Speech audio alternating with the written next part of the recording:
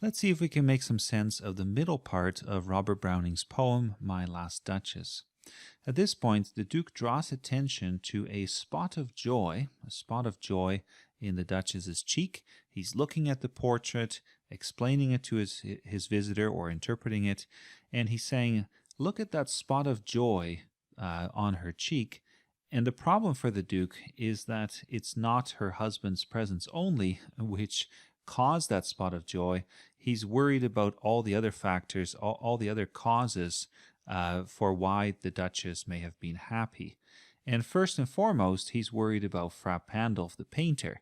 Perhaps Fra Pandolf chanced to say, her mantle laps over my lady's wrist too much, or paint must never hope to reproduce the faint half-flush that dies along her throat. And these comments for the Duke are either flattery, right, or they are flirting. He has a hard time seeing them as honest sort of comments. So either way, the Duke isn't very happy. If you look at the first comment here, her mantle laps over my lady's wrist too much. That's kind of like saying, please show some skin here. In other words, pull back the mantle. Let's see more of your beautiful skin. And I think you can see why the Duke might have been jealous, right? Even though the painter is basically just trying to flatter the lady and impress her. The same thing here, paint must never hope to reproduce the faint half-flush that dies along her throat. That suggests that there's this sort of blush along her throat, and Fra Pandolf is trying to capture it, and he says, I could never, in my painting, capture the beauty of this half-flush, right? This little bit of a blush that momentarily appears and then disappears again. It's as if it suddenly dies along her throat. Obviously, this line is quite ominous, as you can tell, right? It's quite ominous, the sense of the blush that's dying. He could have said it fades. That wouldn't have been quite so scary. But this definitely foreshadows what happens later in the poem, which is that the Duke gives commands, and many readers read that sensibly as suggesting that he had her killed, as we talked about in a previous lesson already. So the Duke then, summarizing what we've seen here, the Duke is very jealous. He doesn't like Fra Pandolf's flattery. He wonders if he is flirting with her and there could be some kind of sexual affair. And we can say about Fra Pandolf that he is a bit of a smooth talker, right? Fra Pandolf chanced to say, that suggests a kind of off-the-cuff remark, as if there's something very casual about what he says, and he is pretty good with words. Or, because the Duke is always quoting everybody, we could say, well, the Duke rephrases what Fra Pandolf said. We can't actually go back in time and talk to him and figure out what he said.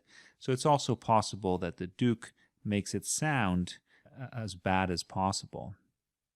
All right, so at this point then, what we see is that for the Duke, or at least for the Duchess, such stuff was courtesy, she thought. In other words, she thinks Fra Pandolf is not flirting, he's just being courteous, he's doing what other people at court do, and she doesn't think too much of it. Now, as the Duke goes on, he talks about how she doesn't only have the spot of joy, but she also looks around herself. She looks at all these different things, and these are the things that call up that spot of joy, right? So it's not just Fra Pandolf, it's various other experiences and impressions as well. So let's kind of make a list here then of the things that she enjoys. The very first one here is my favor at her breast. And what is meant by this is a kind of love token. So a love token, probably a brooch or something like that.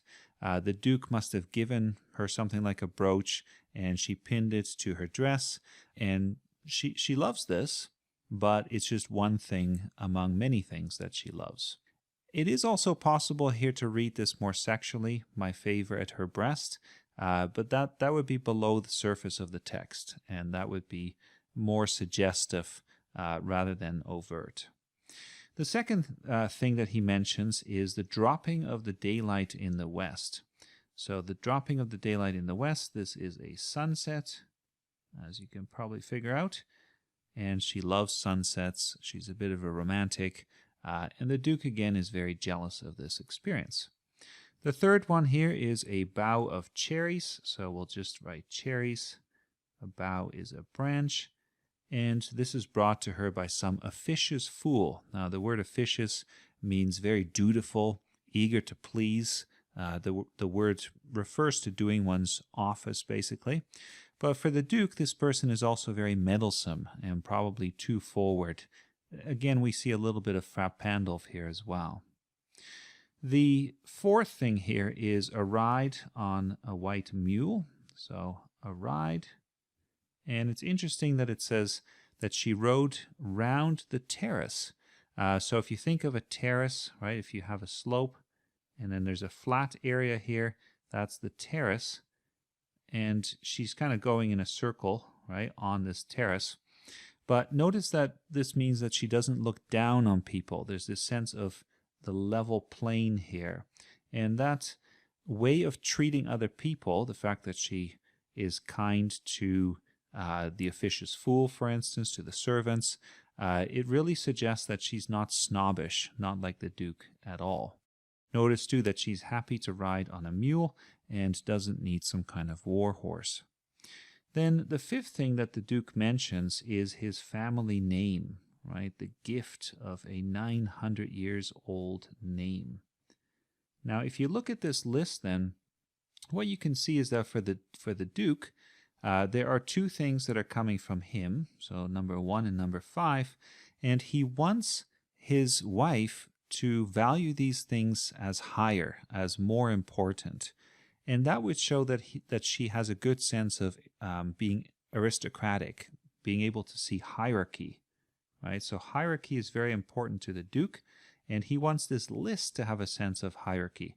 But for the Duchess, there's no ordering these things. 1 is as good as 3, and 3 is as good as 4, and so on and so forth. So that is really what annoys the Duke. He has such a hard time with this. He says, somehow she thanked men, somehow I know not how, as if she ranked my gift of a 900 years old name with anybody's gift. How could she do this, that she thought all of these gifts were pretty much the same?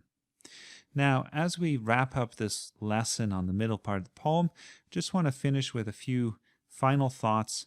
So first of all, one of the big focal points here is looking, right? So she looked on, for instance, and her looks went everywhere. The Duke is very concerned about the fact that he cannot control her looking.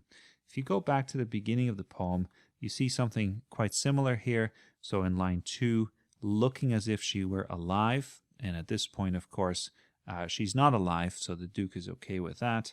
And then he wants the visitor to look at her, but he wants to control where the visitor looks. So the fact that later on the Duchess looks everywhere and he can't control this is really what's disturbing to him. Another thing that's interesting here, if we go back to line 22, he says, "How shall I say?" And we've talked in a previous lesson already about the focus on language here, the Duke's control over language and rhetoric. And this is another one of these interesting expressions. Because if you say, "How shall I say?" on the one hand, that suggests a kind of loss for words. He's not controlling language. And yet at the other side of this, we can say, well, he's being very careful about his speech. How shall I say it? What would be the best words to say it?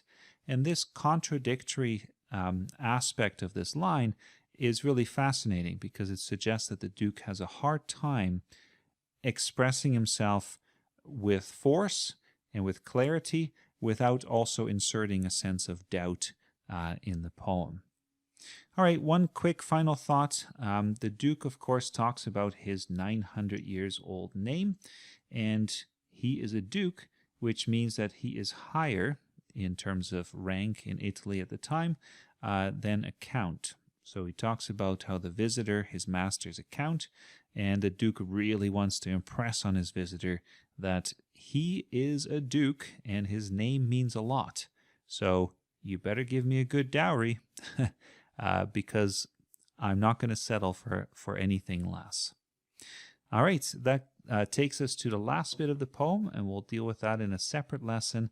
There's not too much left here, but as we get to the end, it's going to get pretty dark, and the Duke is going to do everything he can to impress his visitor.